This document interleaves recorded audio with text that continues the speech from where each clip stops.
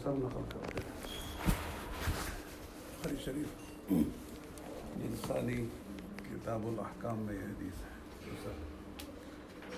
اس میں فرماتے ہیں کہ جو بھی اجتماعی کام امت کی اصلاح کی ہدایت کا فیصلوں کا جو کام کرتے ہیں قاضی عالم دائی ان میں 5 باتیں ہونا چاہیے. اگر ان میں ایک بھی نہیں ہے تو وہ نقص ہے اس میں وہ کام پوری طرح نہیں کر سکتا ہے. اس میں فرمایا پہلی بات ان یکون فہما سمجھداری سے کام کرنا چاہیے بے سمجھے نہیں چلنا چاہیے علی بصیرت ہونا چاہیے کہ ہم جو کر رہے ہیں وہ بالکل حق ہے سچ ہے.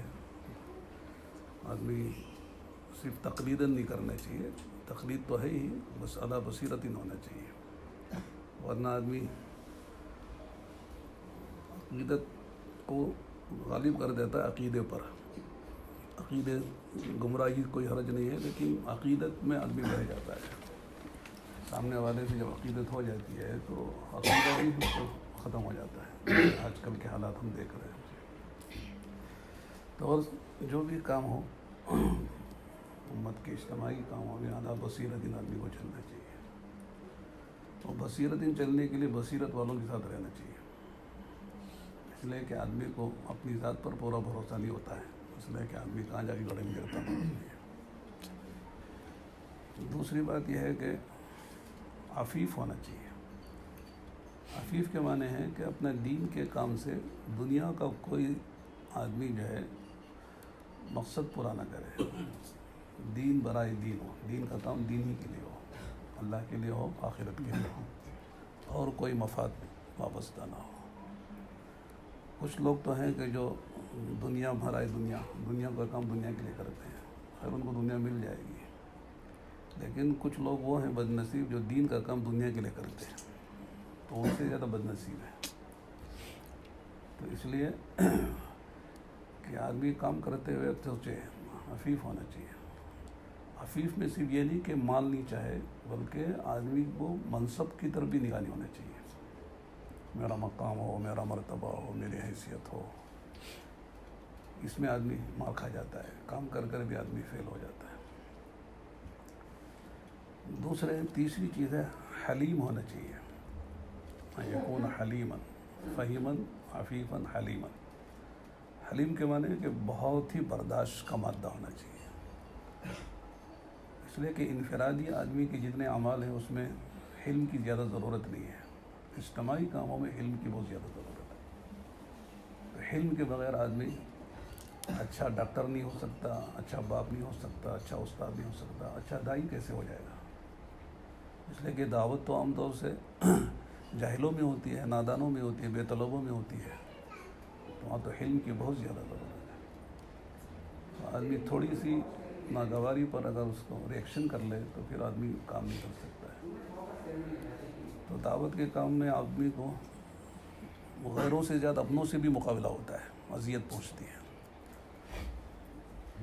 حضرت موسیٰ علیہ السلام کو جو اذیت پہنچی ہے وہ اپنوں سے زیادہ پہنچی ہے. جب اللہ کے نبی علیہ السلام کو جب انصار مدینہ کو شکایت ہو گئی کہ آپ نے حنین میں کچھ مال مکے والوں کو دے دیا تو انہوں کو شکایت ہوئی تھی تو حضور نے خط سمجھایا بات ختم ہو گئی. لیکن اس وقت آپ نے فرمایا تھا کہ اللہ موسیٰ پر رحم فرمائے کہ موسیٰ کو اس لیے ستایا گیا. حالانکہ ایک حدیث میں ہے کہ جتنا مجھے ستایا گیا جتنا مجھے ڈرا کسی کو نہیں ڈرایا گیا. اور یہ حدیث میں آتا ہے کہ موسیٰ کو مصیبت ستایا گیا. تعارض ہے بظاہر 2 باتوں میں. تو فی الجملہ جو ہے حضور کو سب سے زیادہ ستایا گیا ہے لیکن اپنوں کی طرف سے جو زیادہ ستایا گیا ہے موسیٰ علیہ السلام ستایا گیا ہے. کہ بنی اسرائیل نے قدم قدم پر حضرت موسیٰ کی مخالفت کی ہے کہ کھانا نہیں کھائیں گے یہیں بیٹھیں گے لڑیں گے نہیں آپ کے ساتھ. بچڑے کی پوجا شروع کر لی. تو اگر علم کے بغیر آدمی کام نہیں کر سکتا. چوتھی بات یہ ہے کہ صلیب ہونا چاہیے. اپنی موقف کا مضبوط ہونا چاہیے. جب آدمی موقف پر مضبوط نہیں ہوتا ہے تو پھسل جاتا ہے. جس کو حق سمجھتا ہے اس کو جمنا چاہیے. یعنی آدمی کو اپنے موقف سے ہٹانے کے لیے کبھی ترغیب سے کام لے لیتے ہیں کبھی ترہیب سے کام لیتے ہیں.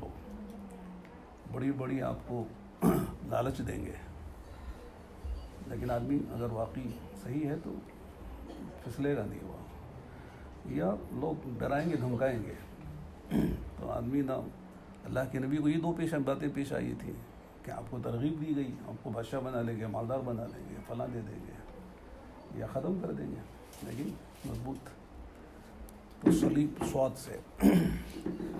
آخری بات یہ ہے کہ عالما سؤولا عن العلم، جو کام کر رہا ہے اسے جانتا ہو، لیکن جاننے پر آدمی کو قناعت نہ ہو، اپنے سے اوپر والوں سے پوچھتا رہے، اتنا بڑا عالم ہو جائے لیکن اس کو اپنے اوپر اعتماد پوری طرح نہیں ہونا چاہیے کہ میں جو سمجھ رہا ہوں، جو کہہ رہا ہوں وہ اس سے آگے کوئی بات نہیں، بلکہ اپنے سے فوق کل ذی علم علیم، ہر جاننے والے سے بڑھ کر جاننے والا ہے۔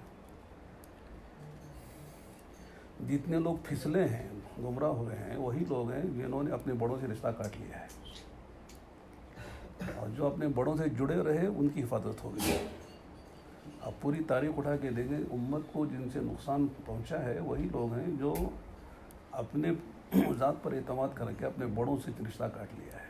بڑوں اپنا فہم، آخری فہم اعجاب بالنفس سے کہتے ہیں۔ اس لیے ہمارے کام میں اپنے بڑوں سے جڑے رہنا، پوچھتے رہنا، چلتے رہنا، اپنی منمانی نہیں کرنا، تب آدمی چلتا رہتا ہے، استقامت بھی نصیب ہوتی ہے، پھر آدمی ترقی بھی کرتا ہے، اور مخلص جب ہوتا ہے تو پھر وہ اس کے بہکنے کا خطرہ ہی نہیں رہتا، جہاں اخلاص ختم ہوتا ہے وہیں آدمی بہک جاتا ہے۔ مخلص کیا ہے؟ اللہ کی رضا ہے، آخرت ہے، بس دو ہی باتیں ہیں۔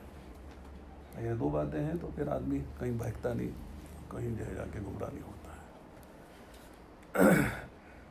تو ماشاءاللہ آپ حضرات کی ایک ٹیم ہے، اللہ تعالیٰ کام لے رہے ہیں، اللہ تعالیٰ نظر بد سے بچائے، حفاظت فرمائے، اور ہر کام اب مشورے سے کرتے ہیں، مشورے سے کرتے رہنا چاہیے۔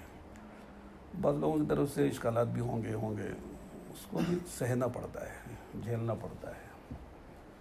دوسروں کی شکایت سے اپنوں کی شکایت بھاری پڑتی ہے، لیکن اس کو بھی جھیلتے رہنا، اس کو بھی سمجھتے رہنا، چلتے رہنا، بڑوں سے مشورہ کرتے رہنا، کہیں بھی اپنی ذات داخل نہیں ہونا، بلکہ جو بات سمجھ میں آئے تو بڑوں کے سامنے رکھ لینا، تو یہ ٹھیک ہے، ہم یہ سوچ رہے ہیں، کہہ رہے ہیں، ایسا کر رہے ہیں، جیسا کہ آپ لوگ کر رہے ہیں، تو انشاءاللہ اللہ کام لیں گے۔